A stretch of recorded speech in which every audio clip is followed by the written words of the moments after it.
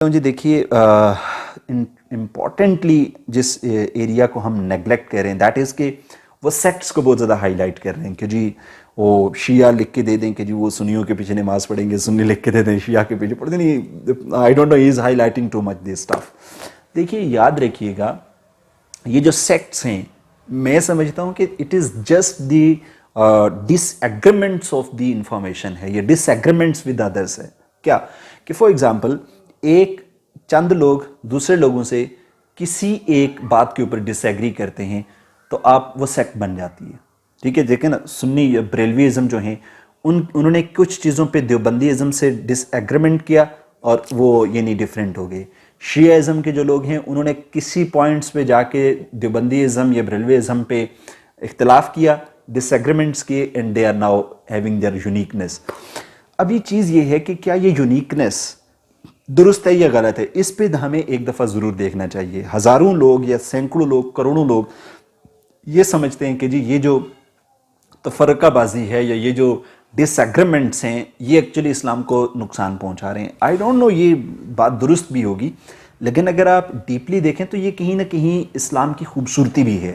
آپ اسی جو ڈس ایگریمنٹس ہیں اس کو میں تو حیران اس بات پہ ہوتا ہوں کہ ہم لوگ جو ہے وہ صرف یعنی اس میں سے نیگیٹو پہلو ہی کیوں دیکھ رہے ہیں، ہم اس میں بیوٹی کیوں نہیں ڈھونڈ رہے. ٹھیک ہے نا، ڈس ایگریمنٹ میں بیوٹی میں سمجھتا ہوں کہ یہ ہے کہ جب سے فار ایگزامپل اگر کسی ٹاپک پہ کوئی ڈسکشن کرنی ہوتی ہے کسی شیعہ عالم نے تو وہ کیا کرتا ہے کہ وہ سب سے جو پہلا بینیفٹ میں سمجھتا ہوں کہ یہ دے رہا ہے وہ یہ دے رہا ہے کہ وہ اس کے اندر مختلف اینگل سے نالج کو سیکھ کرتا ہے. وہ بکس اٹھاتا ہے، بکس اٹھا کے پڑھتا ہے. تو یہ جو ڈس ایگریمنٹ آف دی سیکٹس ہے یہ تو آپ کا سب سے بیسٹ سورس آف لرننگ ہے، بیسٹ سورس آف نالج ہے. آپ صرف اپنی بکس کو نہیں پڑھتے، پھر آپ کو دوسروں کی بکس بھی پڑھنی پڑتی ہیں.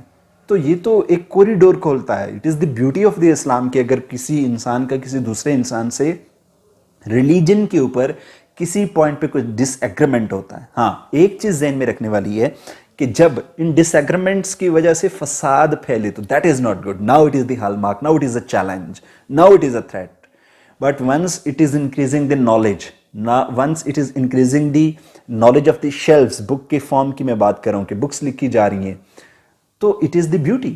ٹھیک ہے نا، تو ہمیں صرف اس کو ایسے پریزنٹ کر دینا کہ جی یہ جو سیکٹس کی بن گئی ہیں جی سنی ایک ہو جائیں شیعہ ایک ہو جائیں، یہ ایک نہیں ہو سکتے حضرت. کیونکہ یہ تو 1400 ایئرز یعنی آپ یہ کہہ سکتے ہیں کہ جی یہ جس کو دین میں جو چیز سمجھ آئی ہے پریزنٹڈ از آئیڈیالوجی. آپ دیکھیں نا، آپ نے بھی تو انجینئر صاحب سے بھی اگر بندہ پوچھے تو آپ نے بھی تو ایک اپنا نیا فرقہ ہی لانچ کیا نا، علمی کتابیہ.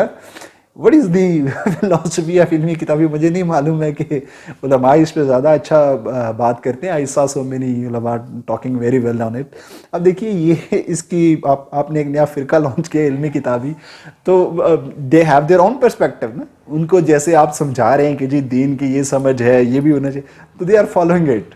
تو یہ ساری چیزیں ہمیں بھی سمجھنی چاہیے کہ 1400 ایئرس کے بعد اگر آپ علمی کتابی فرقہ لانچ کر سکتے ہیں تو جن لوگوں نے 1400 ایئرس میں حدیث پڑھی ہیں، قرآن پڑھا ہے اور باقاعدہ مدرسے میں جا کے پڑھا ہے اور اساتذہ کی زیر نگرانی پڑھا ہے، تو دے ہیو دی رائٹ کہ وہ کسی پوائنٹ پہ جا کے کسی ایک دوسرے کے ساتھ ڈسکشن کر لیں.